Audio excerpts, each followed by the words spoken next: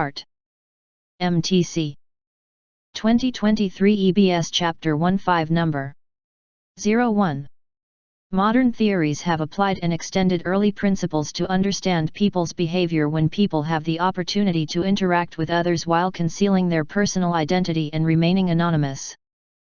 The term de-individuation was coined by Leon Festinger and colleagues in the 1950s to describe situations in which people cannot be individuated or isolated from others. Leon Festinger 1950. According to Festinger and colleagues, being de-individuated brings about a loss of individuality. Festinger. They proposed that being de-individuated reduces normal constraints on behavior and people can do things they normally would not do because they are not directly accountable for their actions. They are, in a sense, liberated to do what they like.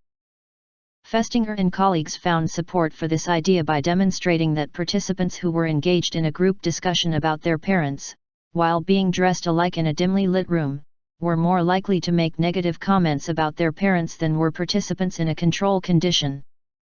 Festinger. In other words, the de-individuated situation allowed participants to express views that they would normally keep to themselves. 2023 EBS Chapter 15 Number 02.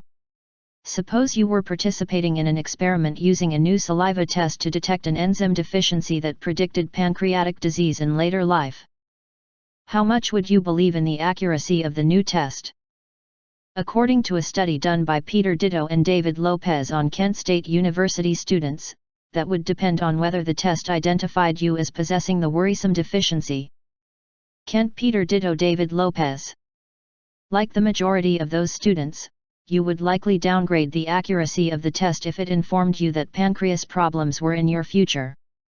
A second study showed how you might go about it. Ditto and Lopez asked subjects if there were any irregularities in their diet, sleep, or activity patterns over the last 48 hours that might have affected the accuracy of the test. Ditto Lopez 48. Those who got health-threatening results listed 3 times more irregularities than did those receiving health-confirming results. 3. Thus, they searched for ways to weaken evidence contradicting their preferred image of healthiness. 2023 EBS Chapter 15 Number 03. Plants need water to give rigidity to their cells, but water stress also produces other, more subtle effects. The stressed plant will spend more time with its stomata closed. These are the pores, each opened and closed by the expansion and contraction of a pair of guard cells, through which gases are exchanged and from which water evaporates. Keeping stomata closed reduces water loss, but a reduction in the rate of gas exchange implies a reduction in the rate of photosynthesis. /otherwise /before /smaller/so/would /growth /grow /the /is /plant /be /it /water /that /n /be /visibly /wilt /more /the /it /slowly /n /of /then /inhibited /is /plant /will. 81.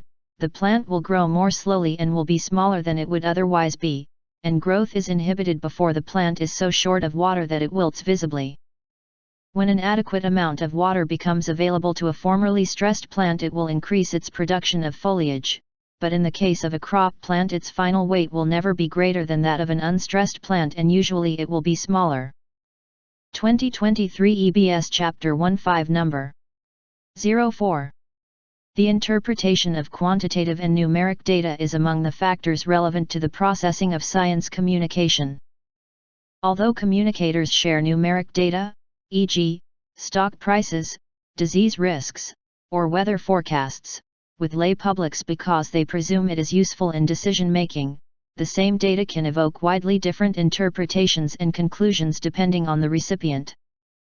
Recent work has found that people with less numeric literacy, numeracy, tend to extract very different meaning from data, such as interpretation of expected likelihoods, than those with higher numeracy.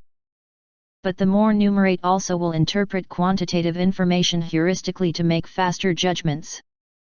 This has been found in portrayals of risks and uncertainties when people overvalue gains following a loss or exaggerate inferences made from the most recent data in a trend. Some work, however, suggests that less numerate people may be more inclined to rely on these heuristics, which tend to yield biased interpretations of quantitative data. MTC. Good job.